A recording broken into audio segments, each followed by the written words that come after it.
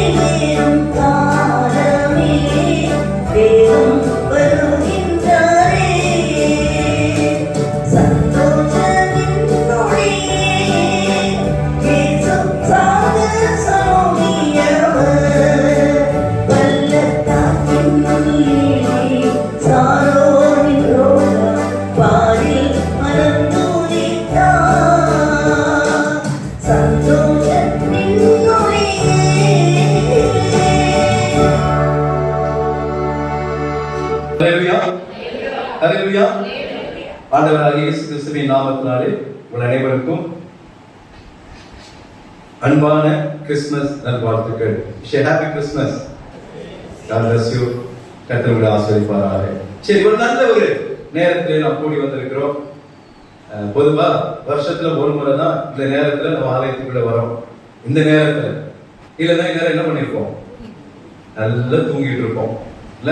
இந்த தூங்குற நேரத்துல எழுப்பி ஆண்டுடைய பிறப்பை மீண்டுமாக நினைவுபடுத்தும்படியாக ஒரு பெரிய சாகியத்தை கர்த்தர் நமக்கு தந்திருக்கிறார். பெரிய மகிழ்ச்சி நமக்கு. எத்தனை பேர் சந்தோஷமா இருக்கீங்க? ஹல்லேலூயா. நான் சந்தோஷமா இருக்கேன். ஏன்னா ஆண்டுடைய பிறப்பு எனக்கு பெரிய ஒரு மகிழ்ச்சி, உங்களுக்கு ஒரு பெரிய மகிழ்ச்சி. அதை மாற்ற முடியாது, மறுக்க முடியாது, இல்லை என்று யாரும் சொல்ல முடியாது. இந்த உலகத்தில் இருக்கிற யாருமே ஆண்டவராய் இயேசு கிறிஸ்து இந்த உலகத்திலே சிறு குழந்தையாக பிறக்கவில்லை என்று சொல்லவே முடியாது. ஏனென்றால் சரித்திரம் அது. இந்த சரித்திரத்தை இரண்டாக ஆண்டுடைய பிறப்பு பிரித்தது. கிறிஸ்துவுக்கு முன், கிறிஸ்துவுக்கு பின், இரண்டாக. அப்போ நீங்க யாருமே மறுக்க முடியாது. இப்போ ஆண்டுடைய பிறப்பு உண்மை. ஆனா அந்த பிறப்பை நம்முடைய உள்ளங்களிலே நாம் ஒவ்வொரு நாளும் உணர்ந்திருக்கிறோமா என்பதை ஆராய்வார். வருஷம் வரும், கிறிஸ்துமஸ் செய்தி கேட்கிறோம், கடந்து செல்கிறோம், மறுபடியும் அந்த நாள் வரும்போது வருகிறோம். ஆனா நம்முடைய கிறிஸ்துமஸ், ஆண்டவர் பிறந்த இந்த தினம் என்பது நம்முடைய வாழ்க்கையிலே மிக முக்கியமான தருணம். இது கொண்டாட்டத்துக்கான ஒரு நேரம் அல்ல. ஆண்டவரை நாம் தரிசித்தவர்களாக வாழ வேண்டும் என்பதை நினைவு கூறக்கூடிய ஒரு நேரம் இது. ஒருவர் ஒரு கனவு கண்டார். அந்த கனவுலே ஒரு பெரிய நகரம். அந்த நகரத்திலே இவர் போனா எங்கு பார்த்தாலும் பயங்கர டெக்கரேஷன், மரங்கள், வீடுகள் எல்லாவற்றும் லைட்டா இருந்தது. எங்க பார்த்தாலும் ஒரே சத்தம், ஆர்ப்பரிப்பு, இப்படி அந்த நகரமே ஒரு பெரிய ஒரு சந்தோஷத்துல இருக்கிறது. அப்பொழுது இவர் பார்த்து கொண்டே இருக்கும்போது ஒரு குதிரையின் மேலே ஒருவர் உட்கார்ந்து இருக்கிறார். அதுக்கு பின்னே ஒரு கூட்டம் சென்று கொண்டிருக்கிறது. அப்போ இவர் பார்க்கிறார், அந்த கூட்டமானது இயேசு கிறிஸ்து வாழ்க, இன்று இயேசு பிறந்தார், இயேசு கிறிஸ்து வாழ்க என்று சொல்லி அவருடைய பிறப்பை அந்த கூட்டமானது நினைவு கூர்ந்து அவர்கள் மகிமைப்படுத்திக் கொண்டு போய் கொண்டிருந்தார்கள். அது ஒரு கூட்டம். அந்த குதிரையிலே ஒரு வெள்ளை அங்கியை தெரித்துக் கொண்டு ஒரு போதகர் உட்கார்ந்தார். அவருக்கு பின்னே ஒரு சில கூட்டம். இந்த கூட்டம் முடிந்த பிறகு இன்னொரு கூட்டம் வருகிறது. நல்ல கோட்டு டை எல்லாம் போட்டு ஒரு குதிரையை உட்கார்ந்து இருக்கிறார். அவர்களுக்கு பின்னாடி ஒரு கூட்டம் இயேசுடைய பிறப்பை நினைவு கூர்ந்து துதித்துக் கொண்டு அவர்கள் கைகளை உயர்த்தி தன்னுடைய சந்தோஷத்தை வெளிப்படுத்திக் கொண்டிருக்கிறார். இப்படியாக கூட்டமாக ஒரு தலைவரின் பின்னே இவர்கள் பின்னே கடந்து சென்று தேவனை துதித்துக் கொண்டிருக்கிறார்கள். இவர் பார்த்துக்கிட்டே இருக்கிறார். ஒரு இன்னைக்கு கடவுளுக்கு பிறந்த நாள் போல இருக்கு, அதான் எல்லாம் துதித்து போடுறாங்க. கடைசி எல்லாம் முடிந்து போய்விட்டது. ஒரே ஒரு சின்ன ஒரு குதிரை, அது நோஞ்சா குதிரை மாதிரி இருக்கு. அதுல ஒரு வயசான ஒருவர் உட்கார்ந்து இருக்கிறார். அவர் மட்டும் தனியா வர, அவருக்கு பின்னாடி யாருமே இல்லை, கூட்டமே இல்லை. அப்போ இவருக்கு ஆச்சரியமா இருக்கு, என்னடா இவ்வளவு நேரம் கூட்டமா போனாங்க, ஒரு தலைவரை பின்பற்றி போனாங்க, இயேசு கிறிஸ்துக்கு பிறந்த நாளை கொண்டாடி கொண்டு போனாங்க, இவரு ஒருத்தர் மட்டும் தனியா வர, இவருக்கு கூட்டமே இல்லையே அப்படின்னு சொல்லும் போது பக்கத்துல இருக்கிற ஒருத்தர் கூப்பிட்டு, இதெல்லாம் சரி, இதெல்லாம் நல்லா தான் இருந்தது, ஒருத்தர் மட்டும் தனியா வந்துகிட்டு இருக்கிறாரு ஒரு குதிரையில, யாருமே பின்னாடி இல்லையே, யார் அவர் அப்படின்னு சொல்லும் போது அவர் சொன்னாரா, இவர் தான் ஆண்டவராகிய இயேசு கிறிஸ்து, அவர் தான் இப்ப தனிமையா வந்துட்டு இருக்க, இவருக்கு பின்னாடி யாருமே இல்லை. ஆனா இவரை தான் பிறந்த நாள் சொல்லி கொண்டாடிட்டு ஒரு கூட்டம் போகுது. ஆனா இவரை மறந்துவிட்டு என்ன பண்றாங்க, சும்மா வாய் வழியாக அவர்கள் உதட்டினாலே தங்களை இயேசுவை புகழ்ந்து கொண்டிருக்கிறார்கள். ஆனா இயேசுவை மறந்து விட்டார்கள் என்று சொன்னார். அவருடைய முகம் துக்கமுகமாக இருந்ததா? இன்றைக்கு நம்முடைய வாழ்க்கையில நாம் இயேசுவை மறந்து விட்டு கிறிஸ்துமஸை கொண்டாடுகிறோமா? யோசிச்சு பாருங்க. ஆண்டவர் நம்முடைய உள்ளங்களிலே பிறந்திருக்க வேண்டும். இந்த உலகத்திலே பிறந்தார் உண்மை, ஆனா நம்முடைய உள்ளங்களே பிறந்திருக்கிறாரா? நம்ம கிறிஸ்துமஸ் வந்து என்ன நினைவு வரும்? எடுத்த உடனே இந்த வருஷம் எப்பயாவது வீட ஒரு ட்ரீ வச்சு ஒரு லைட் எல்லாம் போட்டு அழகா டெக்கரேஷன் பண்ணி கிளீன் பண்ணி, இதுவரைக்கும் கிளீன் பண்ணுவோம் இல்லையே தெரியல, ஆனா அன்னைக்கு அந்த வீடெல்லாம் கிளீன் பண்ணி நம்ம என்ன பண்ணுவோம், அழகா வச்சிருப்போம். நல்லதுதான், இதெல்லாம் அவசியமானது. ஸ்டார் போடுவோம், இல்ல நட்சத்திரங்கள், வீடுகள் நட்சத்திரம் போடுவோம், கிறிஸ்துமஸ் ட்ரீ எல்லாம் வச்சு நல்லா செலிப்ரேட் பண்ணுவோம். கரெக்டா இன்னைக்கு ஆராதிக்க வந்துட்டோம், முடிச்சுட்டு போன உடனே இப்ப நினைவுலாம் என்ன இருக்கும், காலையில பாயாவா இல்ல மட்டன் குழம்பா, சிக்கன் குழம்பா, மத்தியானம் என்ன சாப்பிடலாம், பிரியாணியா, இல்ல இதெல்லாம் நல்லதுதான், இதெல்லாம் கொண்டாட்டம். ஏதோ ஆண்டவர் பிறக்கலன்னா அது நமக்கு ஒரு மகிழ்ச்சியே இல்லை. அது பிறந்திருக்கிறார், மகிழ்ச்சி, அதை நீங்க கொண்டாடுங்க. ஆனா அதை காட்டிலும் மிக முக்கியமானது என்ன தெரியுமா? ஆண்டவர் நம்முடைய உள்ளங்கள்ல பிறந்திருக்கிறோம்.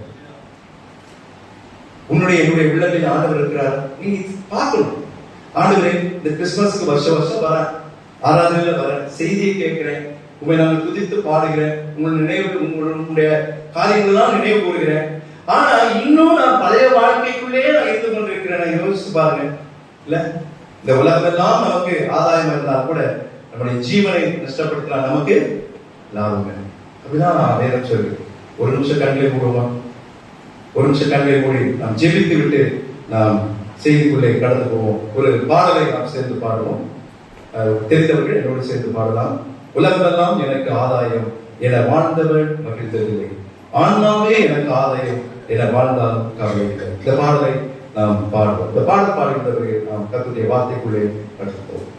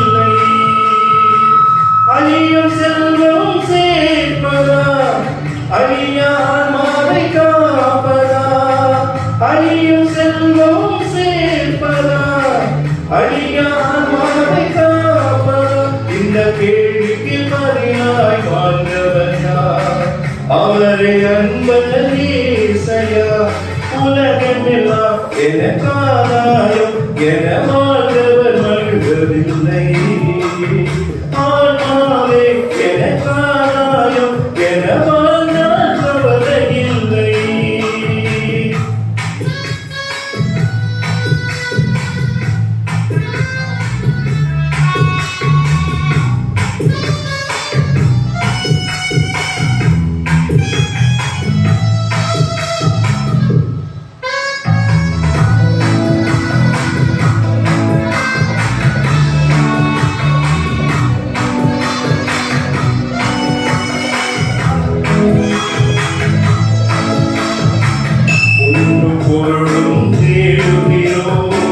பட்டம் பதவியாடுகிறோம், பொண்ணும் பொருளும் தேடுகிறோம், பட்டம் பதவியாடுகிறோம், எதுவும் நிறைவு தருவதில்லை, எதிலும் மகிழ்ச்சி கிடைப்பதில்லை, முடிவில்லாதது ஒன்றேதான், அழிவில்லாத ஆன்மாதான், முடிவில்லாதது ஒன்றேதான், அழிவில்லாத ஆன்மாதான், உலகமெல்லாம் எனக்காதாயம், என வாழ்ந்தவர் மகிழ்வதில்லை, ஆன்மாவே எனக்காதாயம், என வாழ்ந்தால் கவலை இல்லை.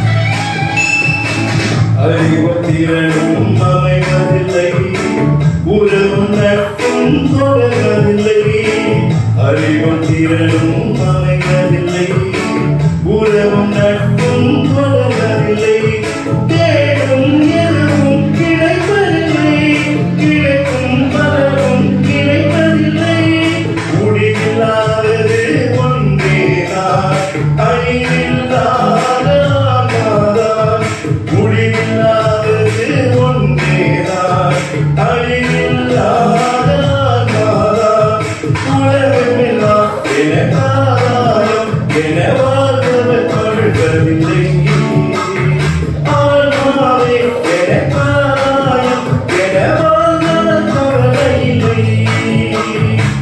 அழியும் செல்வம் சேர்ப்பதா, அழியா ஆன்மாவை காப்பதா, அழியும் செல்வம் சேர்ப்பதா, அழியா ஆன்மாவை காப்பதா.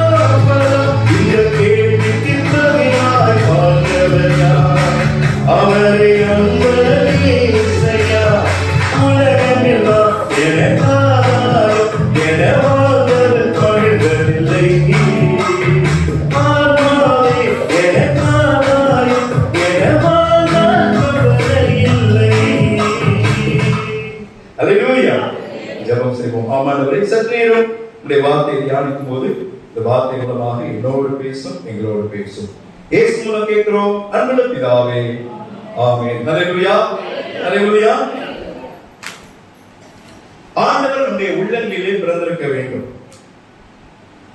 உங்க இதயத்தை அப்படி கையை இதயத்துல வைத்து யோசிச்சு பாருங்க.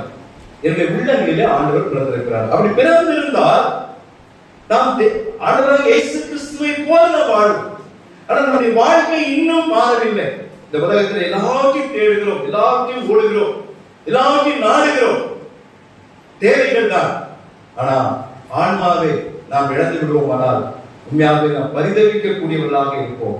ஆண்டவர் இந்த உலகத்திலே பிறந்தார், கிறிஸ்து பிறந்தாச்சு, அதனால நமக்கு கிருபை வந்தாச்சு. அல்லேலூயா. ஆண்டவர் பிறந்ததனாலே நமக்கு தேவனுடைய கிருபை நமக்கு கிடைத்தது என்பதை நாம் மறந்துவிடக் கூடாது. ஆகவே இது கிறிஸ்து பிறந்த நாள். ஒருவேளை சரியாக இந்த நாளிலேதான் ஆண்டவர் பிறந்தார் என்று சொல்ல முடியாது. ஆனால் சூழ்நிலைகள், இயற்கை நிலைகள், அந்த காலகட்டங்களிலே வாழ்ந்த அந்த நிலைகளை எண்ணி பார்த்து இந்த டிசம்பர் மாதத்திலே ஆண்டவர் பிறந்திருப்பார் என்று சொல்லி இந்த நாளை குறித்திருக்கிறார். ஆனால் நாள் மாறலாம், ஆனா இயேசு மாற மாட்டார். இயேசுடைய பிறப்பு ஒருபோதும் மாறவே மாறாது. ஹல்லேலூயா. ஆகவே ஆண்டவர் பிறந்திருக்கிறார், அதனால் நமக்கு கிருபை வந்திருக்கிறது. நிறைய நேரங்களில் நம்முடைய வாழ்க்கை தேவன் விரும்புகிற பரிசுத்தமான வாழ்க்கை இல்லாதபடி அசுத்தமான ஒரு வாழ்க்கையை தான் வாழ்ந்து கொண்டிருக்கிறோம். உண்மையாகவே யோசித்து பார்த்தால் நம்முடைய வாழ்க்கை இன்னும் சீர்படவில்லை என்றுதான் நான் சொல்லுவேன். ஏனென்றால் இன்னும் தேவனுக்கு பிரியமில்லாத காரியங்களை இந்த நாட்களில் தொடர்ந்து நாம் செய்து கொண்டே இருக்கிறோம். அப்படிப்பட்டவர்கள் இந்த கிறிஸ்துவனுடைய பிறப்பை கொண்டாடுவதிலே அர்த்தமே இல்லை. ஆண்டவர்கள் உள்ளங்களிலே இருந்திருந்தால் நம்முடைய வாழ்க்கை பரிசுத்தமாய் இருக்கும். ஆனால் நாம் பாவத்துக்குள்ளே வாழ்ந்து வாழ்ந்து பழகி பழகி நாம் அப்படியே அவனை கடந்து போகின்றோம். ஒரு போதுகிறவர் ஒரு வீட்டுல சாப்பிட கூப்பிட்டார். கிறிஸ்துமஸ் அன்னைக்கு வச்சுங்களேன், கிறிஸ்துமஸ் அன்னைக்கு பாஸ்டர் எங்க வீட்டுல வந்து இன்னைக்கு சாப்பிடணும். அவரு ஒரு சந்தோஷமா சாப்பிடலாம் சொல்லிட்டு வீட்டுக்குள்ள போறாரு. வீட்டுக்குள்ள போறாரு. போகும்போது அவருக்கு ஒரு பெரிய பிரச்சனை அங்க இருக்கு. என்னன்னா வீட்டுக்குள்ள ஒரே நாற்றம். உள்ள போகிறாரு, ஒரே நாற்றம். இந்த ஒரு எலி செத்து போனா என்ன நாத்தம் இருக்கும், அந்த நாத்தம் இவருக்கு தெரியும். அப்போ நேரம் போய் உட்கார்றாரு. உட்கார்ந்துக்கிட்டு யோசிக்கிறாரு, இந்த நாத்தத்திலேயே அந்த குடும்பம் வாழ்ந்து கொண்டிருக்குது, இந்த நாத்தத்திலேயே நம்ம சாப்பிடணும் யோசித்து கொண்டிருக்காரு. அப்போ வந்து உட்கார்ந்தோடனே, ஐயா பிரைஸ் தி லார்ட், வாங்க வாங்க பாஸ்டர், வாங்க வாங்க. பாஸ்டர் கேட்டாரா, என்னம்மா உங்களுக்கு ஒண்ணும் தெரியலையா? ஒண்ணும் தெரியல. இல்லம்மா, உள்ள வரும்போதே ஒரே நாற்றம் அடிக்குதம்மா வீட்டுக்குள்ள. அப்படியா பாஸ்டர்? 3 நாளுக்கு முன்னாடி இந்த நாத்தம் வந்தது, 3 நாள் ஆயிடுச்சு, இப்ப எங்களுக்கு பழகி போச்சு, நாத்தமே தெரியல. நீங்க புதுசா வந்திருக்கிறீங்கல்ல, அதனால நாற்றம் இல்லை. சொன்னா, இந்த நாற்றத்துல நான் எப்படி உட்கார்ந்து உங்களோடு நான் சாப்பிட முடியும்? தயவு செய்து என்ன நாற்றம் என்பதை நீங்க கண்டுபிடிங்க. அதை கண்டுபிடிச்சு அந்த நாற்றத்தை எடுத்து போடுங்க. அப்பதான் நாங்க உன்னோட என்ன பண்ண முடியும்? ஐக்கியம் கொள்ள முடியும். மறுபடியும் தேட ஆரம்பிச்சாங்க. ஏற்கனவே தேட வந்திருப்பாங்க, தேடி இருக்காங்க, கண்டுபிடிக்க முடியல. கடைசியில பாஸ்டர் அவர் உட்கார்ந்து அந்த சோபாக்கு அடியில பார்த்தா 3 நாளைக்கு முன்னாடி இந்த பாஸ்டர் மாதிரி யாரோ ஒரு பரிசுத்தவான் வந்து சோபால உட்கார்ந்து இருக்கிறார். சோபால உட்காரும் போது அந்த நேரத்துல கரெக்டா எலி அங்க வந்திருக்குது. அந்த ஸ்பிரிங்ல மாட்டி ஒரு உட்காரவும் ஸ்பிரிங் ஆகவும் எலி என்ன ஆயிடுச்சு? நசுங்கி செத்து போச்சு. அது நாட்டம் எடுத்து இவங்களுக்கு பழகி போச்சு. ஆனா அந்த எலி அங்கேயே தான் இருந்தது. இவங்களுக்கு பழகினாலும் புதுசா வந்தவங்களுக்கு அந்த நாட்டம் தெரிஞ்சிச்சு. அப்புறம் பாஸ்டர் கண்டுபிடிச்சு, இந்த பாருங்க இங்க ஒண்ணு இருக்குது பாருங்க, இதை எடுத்து போடுன்னு சொல்லி எடுத்து போட்டு அந்த வாசனை எல்லாம் அடிச்ச பிறகுதான் அவர் ஐக்கியம் கொண்டார். யோசிச்சு பாருங்க, இன்னைக்கு நம்முடைய வாழ்க்கையிலும் நாம பாவத்தோட என்ன பண்ணிட்டோம்? பழகிட்டோம். உண்மைதான். நீங்க பாவத்தோடு தேவனுடைய பிறப்பை நீங்கள் கொண்டாட முடியாது. கொண்டாட்ட வேணாம் சொல்லல, கொண்டாடுங்க, சந்தோஷமா இருங்க, மகிழ்ச்சியா இருங்க. தேவன் விரும்புகிற காரியமும் அதுதான். ஆனா நம்முடைய வாழ்க்கை பரிசுத்தமாக ஏன்னா பெரிய கிருபை ஆண்டவர் நமக்கு தந்திருக்கிறார்.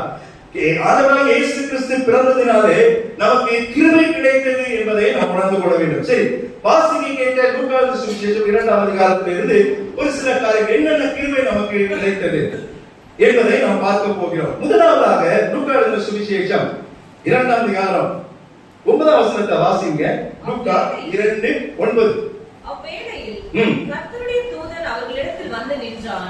கர்த்தருடைய மகிமை அவர்களை சுற்றிலும் பிரகாசித்தது. அவர்கள் மிகவும் பயந்தார்கள்.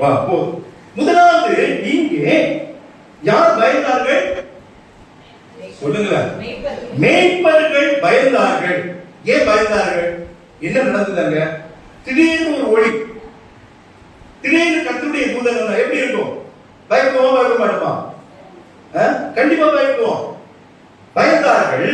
ஆனா அடுத்த வசனம் சொல்கிறது, தேவதூதன் அவர்களை நோக்கி பயப்படாதீங்க. ஹல்லேலூயா.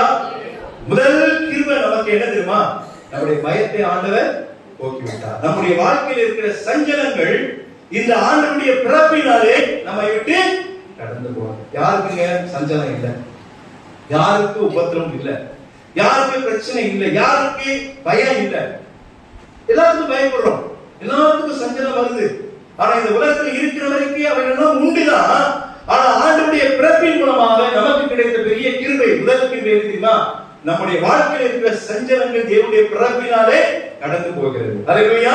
அவர் நமக்கு உள்ளத்தில் இருப்பாரானால் எவ்வளவு உபத்திரங்கள் வந்தாலும் அந்த உபத்திரங்கள் மத்தியிலே அந்த சஞ்சலம் நம்மை விட்டு கடந்து போகும் என்ற ஒரு நிச்சயத்தோடு நம்ம வாழ்க்கையை வாழ்ந்து கொண்டிருக்கோம். இங்கே மேய்ப்பர்கள் பயந்தார்கள்.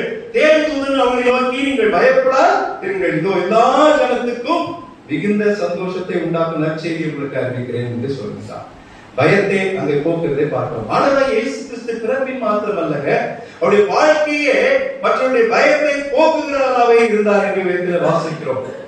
மார்க் எழுதின சுவிசேஷம் 4ஆம் அதிகாரத்திலே ஒரு சம்பவம் நடக்கிறது. 4ஆம் வசனத்தை வாசிங்க. மார்க் 4 40ஆம் வசனத்தை வாசிங்க. அவர் அவர்களை நோக்கி ஏன் இப்படி பயப்பட்டீர்கள்? ஏன் உங்களுக்கு விசுவாசம் இல்லாமல் போயிட்டு என்றார்கள். சீஷர்களை பார்த்து ஏன் பயம்? ஏன்னா ஒரு திடீர்னு ஒரு பயம் வந்துருச்சு. என்ன பிரச்சனை? அங்க இவர்கள் போட்ல போயிட்டு இருக்காங்க சீஷரோடு, இயேசுவும் அங்க இருக்கிறார். ஆனா திடீர்னு ஒரு புயல் காற்று அடித்து படகு கவிழத்தக்கதாக ஒரு சூழ்நிலை உருவாகும் போது சீஷர்கள் பயந்து விட்டார்கள், அலறுகிறார்கள். அப்பொழுதுதான் ஆண்டவர் கடிந்து கொள்கிறார். ஏன் பயப்படுகிறீர்கள்? அவருடைய சஞ்சலத்தை ஆண்டவர் போக்கு. சீஷருக்கு ஒரு நிலை இல்லைங்க. சீஷர்கள் எப்பதான் கஷ்டப்படுறாங்களோ, எப்பதான் உபத்திரப்படுகிறாங்களோ, எப்பதான் அவங்க பயப்படுறாங்களோ, அப்பதான் ஆண்டவர் அந்த விசுவாச பாதையிலே அவர்களை கொண்டு போகிறதை நான் பார்க்கிறேன். நம்முடைய வாழ்க்கையில் என்ன சஞ்சலமானாலும் ஆண்டவருடைய பிறப்பினாலே நமக்கு கடந்து போனது என்பதை நீங்க மறந்து விடாதீர்கள். நம்முடைய வாழ்க்கையில கிடைத்த பெரிய கிருபை என்ன தெரியுமா? எவ்வளோ பிரச்சனைகள் இருந்தாலும் அந்த பிரச்சனைகளை கடந்து போக ஆண்டவருடைய பிறப்பு உதவி செய்கிறது. ஹல்லேலூயா, ஹல்லேலூயா. ஆண்டவருடைய பிறப்பின் நமக்கு வந்த முதல் கிருபை நம்முடைய சஞ்சலம் போகிறது. இங்க ஆண்டவர் கடிந்து கொள்கிறார்.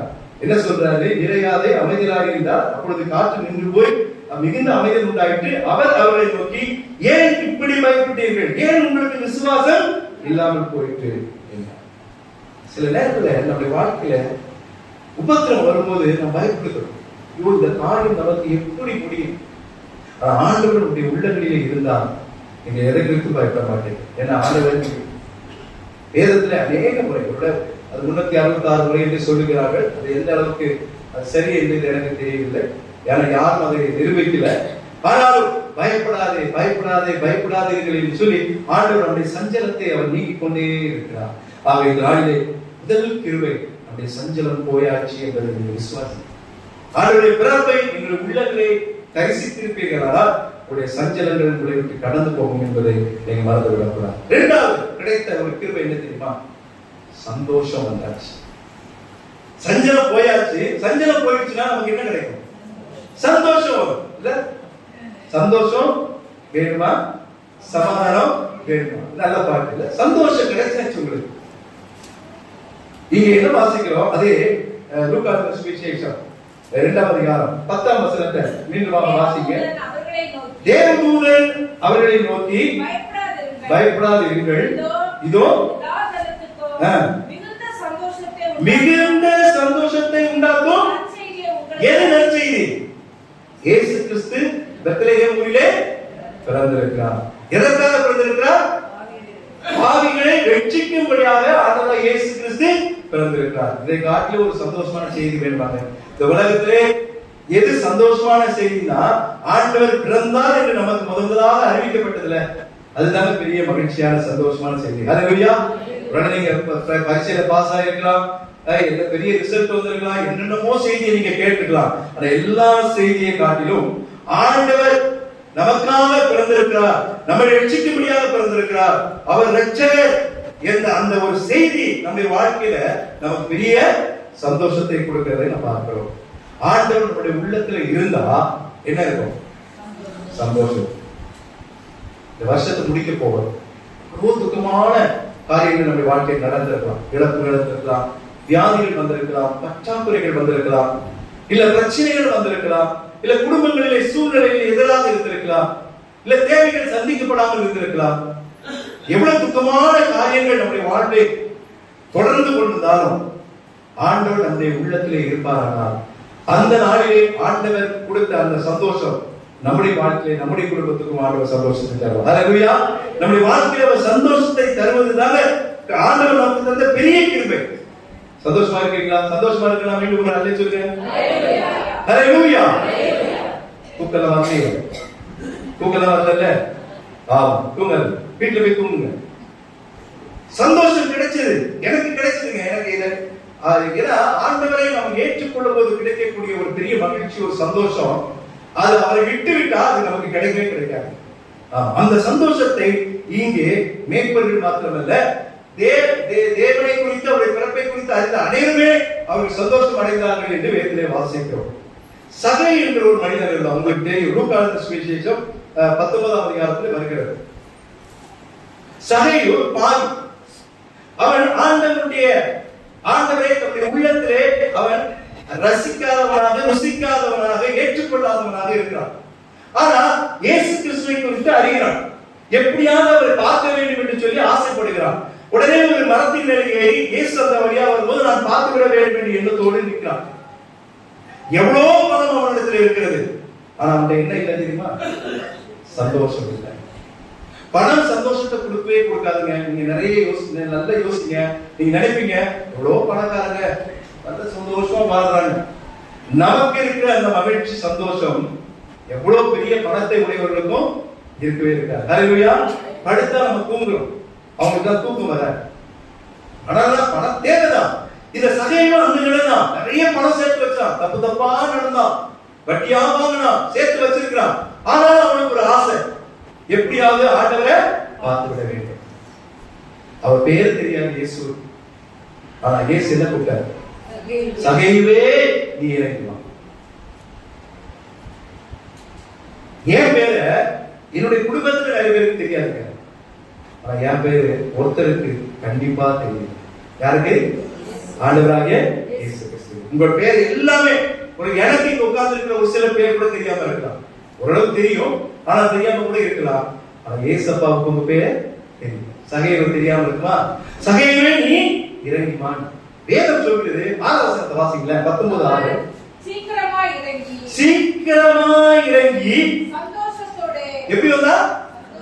சந்தோஷத்துடனே அவரை அழைத்து. ஏன்னா இயேசு அது வரைக்கும் அவங்க உள்ளத்துல யாரும் இல்ல, இயேசு கிறிஸ்து இல்ல. இப்போ சகைவே நீ இறங்கிவா, நான் உன் வீட்டில் தங்க வேண்டும் சொன்ன உடனே அவ எப்படி வந்தா? நேரம் கடத்தல, சீக்கிரம். சீக்கிரம்னா அப்படி டக்குன்னு. நான் நினைக்கிறேன் இறங்கி இருக்க மாட்டான், என்ன பண்ணிருப்பான்? குதிச்சிருப்பான். ஏற்கனவே அவன் குள்ளன் என்று சொல்லப்படுகிறது. டக்குன்னு குதிச்சிருப்பான். குதிச்சு அவன் முகத்துல இதுவரைக்கும் இல்லாத ஊரே பார்த்திருக்கும். என்னடா இவன் எப்பவும் இருப்பானே, இப்ப என்னடா திடீர்னு அவ்வளவு ஒரு மகிழ்ச்சி, சந்தோஷத்துடனே அவரை ஏற்றுக்கொண்டார் என்று வாசிக்கிறோம். ஹல்லேலூயா. அவனுடைய வாழ்க்கையிலே ஆண்டவர் பிறந்ததுனாலே நமக்கு என்ன கிடைச்சு தெரியுங்களா? சந்தோஷம். அதனால இந்த சந்தோஷத்தை நீங்க கொண்டாடு. நான் கொண்டாட வேணாம்னு சொல்லுங்க.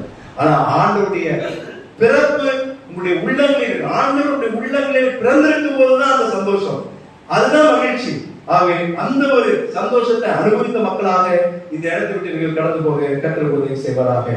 மூன்றாவது நமக்கு கிடைத்த ஒரு பெரிய கிருபை என்ன தெரியுங்களா? சமாதானம் பெற்றாச்சு. ஒரு அடிக்கடி சொல்வது, சந்தோஷம் என்பது சின்ன சின்ன காரியத்தினால கூட ஒரு சந்தோஷம் நமக்கு கிடைக்கும். இன்னைக்கு நல்ல ஒரு டிஃபன், நல்ல ஒரு லஞ்ச், இது சாப்பிடும் போது ஒருவேளை அது ருசி உள்ளதாக இருந்தா நமக்கு ஒரு உடம்புல ஒரு பெரிய மகிழ்ச்சி உண்டாகும், சந்தோஷம் உண்டாகும். ஆனா சமாதானம் என்பது பெரிய சொத்து. அது ஆண்டுடைய பிறப்பின் மூலமாக கர்த்தர் நமக்கு தந்திருக்கிறார் என்பதை மறந்து விடாது. லூக்கா சுவிசேஷம் 2ஆம் அதிகாரம் 14ஆம் வசனத்தை வாசிங்க. உன்னதத்தில் இருக்கிற தேவனுக்கு மகிமையும் பூமியிலே சமாதானமும் மனுஷன் மேல் பிரியம் உண்டாவதாக என்று சொல்லி தேவனே ஹல்லேலூயா.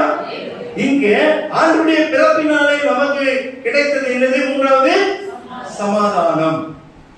யோவான் 14:24 வேதம் சொல்கிறது, சமாதானத்தை உங்களுக்கு வைத்து போகிறேன், என்னுடைய சமாதானத்தையே உங்களுக்கு கொடுக்கிறேன், உலகம் கொடுக்கிற பிரகாரம் நான் உங்களுக்கு கொடுக்கிறதில்லை, உங்கள் இருதயம் கலங்காமலும் பயப்படாமலும் இருப்பதாக. நம்முடைய தேவனுக்கு இன்னொரு பேர் உண்டு, சமாதான கர்த்தர். இல்ல, அவருடைய நாமம் வரிசையா சொல்றது. அதுல என்ன வருகிறது? சமாதான பிரபு. பிரபுனா அந்த சமாதானத்தை கொடுக்கக்கூடிய ஒரே கடவுள், ஒரே தேவன், ஒரே ஆண்டவர், அவர்தான். அந்த சமாதானம் நம்முடைய உள்ளத்திலே இயேசு பிறந்திருந்தால் மாத்திரம் தான் கிடைக்கும். இங்க உட்கார்ந்து இருப்பீங்க, எல்லாருக்கும் சமாதானம் கிடைக்குமா? கிடைக்கும். ஆண்டவர் தருகிற சமாதானம், அது ஆண்டவர் மாத்திரம் நான் தர முடியாது. நீங்க உங்களுடைய செயல்களினால சமாதானத்தை பெற்றுக் கொள்ள முடியாது. ஆனா இயேசு கிறிஸ்து தருகிற சமாதானம், நீங்கள் அவரை உங்களுடைய சொந்த ரட்சகராக உள்ளத்திலே ஏற்றுக்கொண்டிருந்தீர்களால் மட்டும்தான் சமாதானம் கிடைக்கும் என்பதை மறந்துவிடக் கூடாது. ஆண்டவர் நிறைய பேருக்கு சமாதானத்தை கொடுத்தார். அவரை பார்த்து வந்தவர்களுக்கெல்லாம் ஆண்டவர் சுகம் கொடுத்து சமாதானத்தோடு போயிட்டு சொன்ன சம்பவங்கள் நிறைய உண்டு. அதுல ஒரு சம்பவம் யோவான் எழுதின சுவிசேஷம், லூக்கா எழுதின சுவிசேஷம் 8ஆம் அதிகாரம் 48ஆம் வசனத்தை ஒரு சம்பவத்தை வாசிங்கள். லூக்கா எழுதின சுவிசேஷம் 8ஆம் அதிகாரம் 48ஆம் வசனம். அவர் அவரை பார்த்து, மகளே திடன்கொள், விசுவாசம் உன்னை ரட்சித்தது, சமாதானத்தோடே போ என்றார். மகளே திடன்கொள், உன் விசுவாசம் உன்னை ரட்சித்தது. எப்படி போ சொல்றாரு? அப்படின்னா முதல்ல சமாதானம் கிடைக்கிறதுக்கு முன்னாடி அந்த வார்த்தை கவனிங்க. என்ன கிடைச்சது? ரட்சிப்பு கிடைத்தது. அவளுக்கு முதல்ல சுகம் கிடைத்தது, அதன் பிறகு ரட்சிப்பு கிடைத்தது. இப்ப என்ன ரட்சிப்பு கிடைச்ச உடனே அவளுக்கு என்ன கிடைச்சிருச்சு?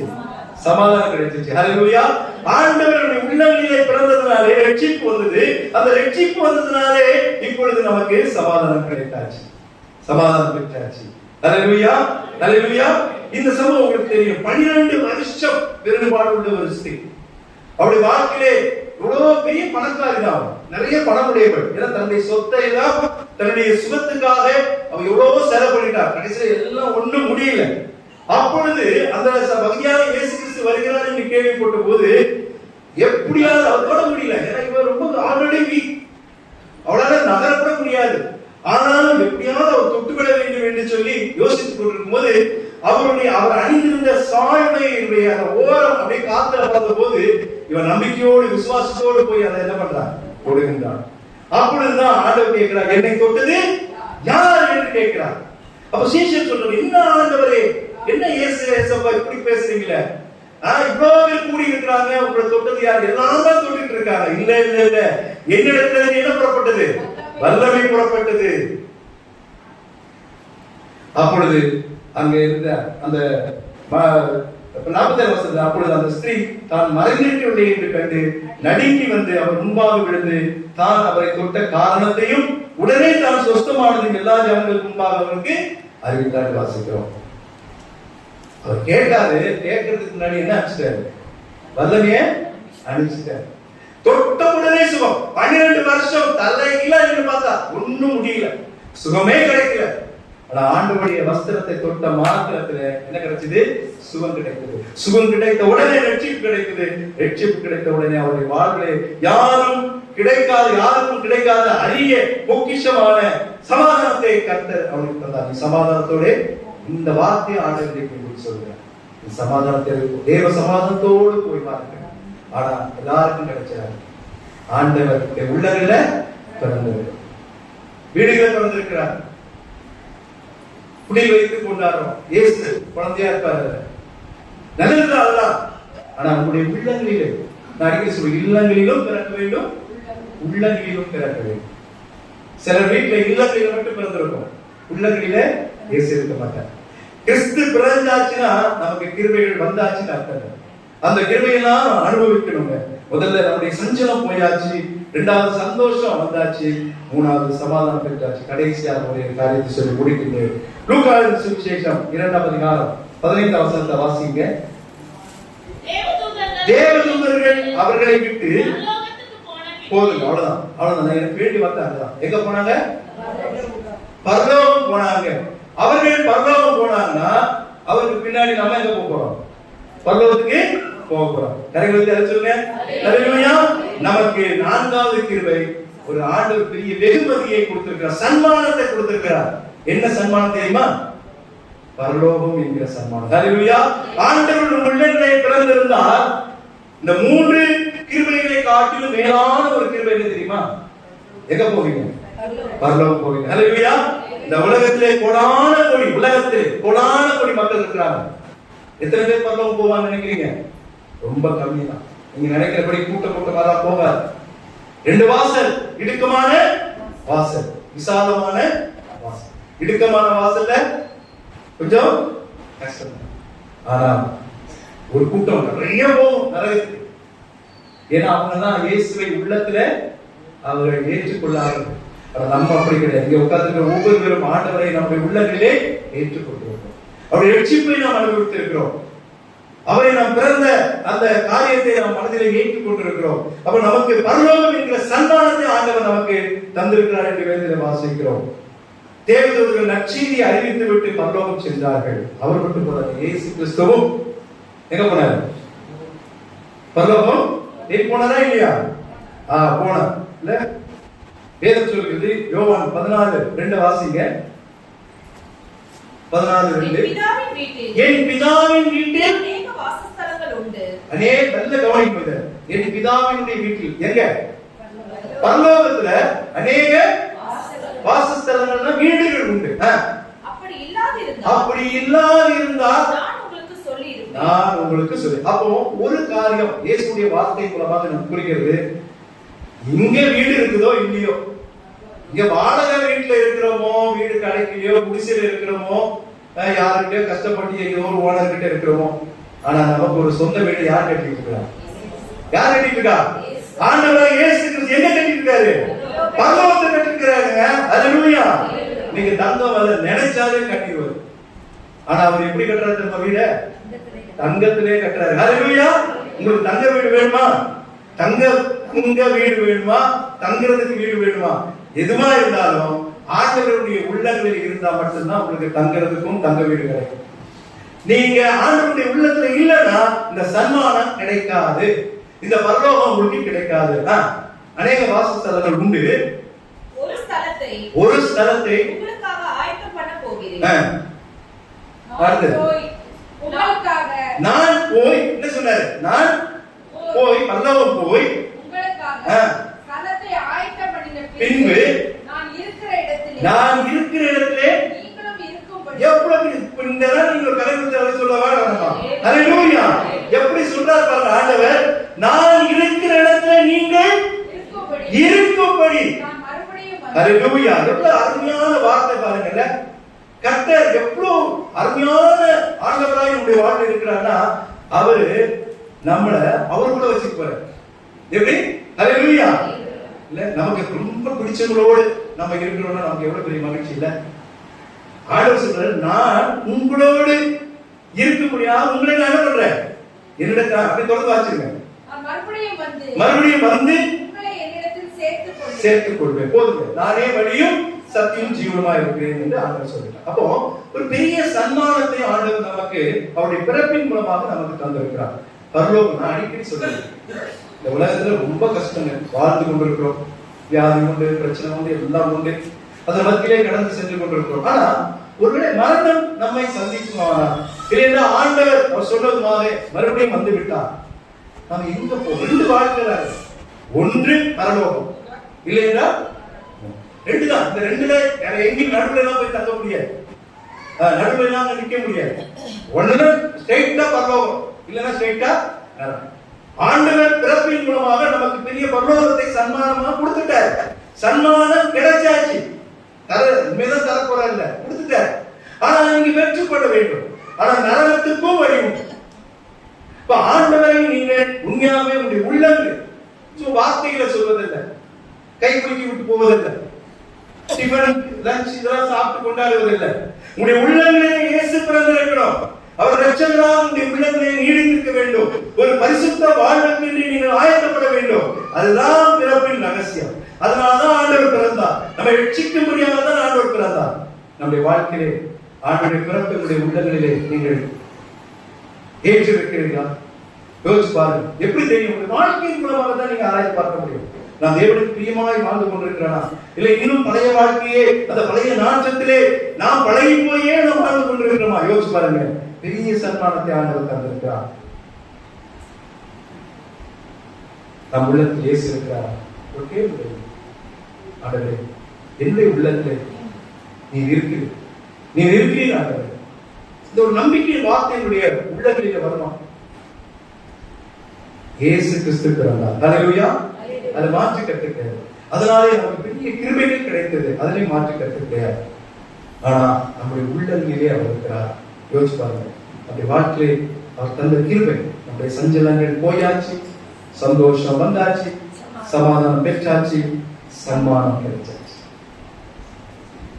அவருடைய பிறப்பை மகிழ்ச்சியாய் கொண்டாடும், சந்தோஷமாய் கொண்டாடும். சஞ்சலங்கள்லாம் எடுத்து உடைத்து தூக்கி எறியும். தேவன் தருகிற சமாதானத்தை நாம் அனுபவிப்போம். எல்லாருக்குமே நாம் கர்த்தர் வரப்போகிறார். இல்லைன்னா நம்முடைய மரணம் முந்திக் கொள்ள போகிறது. ஆண்டவரே இப்படி பரலோக வாழ்வை நான் சொல்லியிருக்கிறேன். நித்திய காலங்கள் யோசிச்சு பாருங்க. நீங்க ரெண்டையும் அறிந்து கொள்ளணும். ஏன்னா இந்த நேரத்தில் ஆண்டவருடைய ரட்சிப்பை நாம் பேச வேண்டிய சூழ்நிலையில் இருக்கிறோம். குளோபல் உட்கார்ந்து இருக்கிற நாம் இன்னும் ரட்சிப்பின் அனுபவம் இல்லாதவர்களாக இந்த உலகத்தில் வாழ்ந்து கொண்டிருக்கிறோம். மரணம் நிச்சயங்க, இப்போ வரலாம், நாளைக்கு வரலாம், வருஷங்கள் கடந்து வரலாம். ஆனா மரணம் நிச்சயம். மரித்தா எங்க போகுது? ரெண்டுமே நித்தியம், எதுவுமே கொஞ்ச நாள் கிடையாது. நரகமும் நித்தியம், மோட்சமும் நித்தியம். நித்தியம்னா அதுக்கு முடிவே கிடையாது. அப்ப நரகத்துல என்ன இருக்கும்? அக்கினியும் கந்தகமும் எரிந்து கொண்டிருக்கும். சின்ன ஒரு நெருப்பு பட்டா இந்த எப்படி இருக்கும் யோசிச்சு பாருங்க. இல்ல நாள் ஃபுல்லா நம்முடைய சரீரம் எரிந்துகிட்டே இருந்தா அது வார்த்தைகளை சொல்ல முடியுமா? நீங்க முடியாது. அதுக்குதான் உதாரணத்துக்கு லாசர் ஐஸ்வரன் கதையை ஆண்டவர் சொல்றார். இந்த உலகத்துல நாட்கள் திரும்பியாய் கிடைக்கும் போதே நீங்க ஆண்டவருடைய ரட்சிப்பை அனுபவிக்க. ஆனா இன்னொரு நித்தியமும் இருக்கு. பரலோகம், சந்தோஷம், சமாதானம், பாடல், தங்க வீடு, தங்கத்தினாலே வீடு, ஒரு மகிழ்ச்சி. கூட யார் இருப்பாங்க? இயேசு கிறிஸ்து இருப்பாங்க. நமக்கு துணை யாரு? ஏஞ்சல், தேவதூதர்கள் இருப்பாங்க. இங்க மாதிரி கிடையாதுங்க. சூப்பர் சூப்பர் இடம் அது. மறந்துடாதீங்க, விட்டுடாதீங்க. ஆண்டுடைய அந்த பிறப்பை உள்ளங்களிலே நீங்கள் ஏற்றுக்கொண்டிருக்க வேண்டும். ஒரு கேள்வியோடு நீங்கள் கடந்து போக. ஆண்டவர் என்னுடைய உள்ளத்தில் இருக்கிறார். கேள்வி பதில் உங்களை நீங்களே ஆராய்ப்பார்கள். கட்ட பெரிய காரியங்களை நாம் செய்யலாம். கிறிஸ்து பிறந்தாச்சு, அதனால் நமக்கு கிருபை வந்தாச்சு. ஹல்லேலூயா, ஹல்லேலூயா, ஹல்லேலூயா. கர்த்தர் உங்களை ஆசீர்வதிப்பாராக. ஆமென்.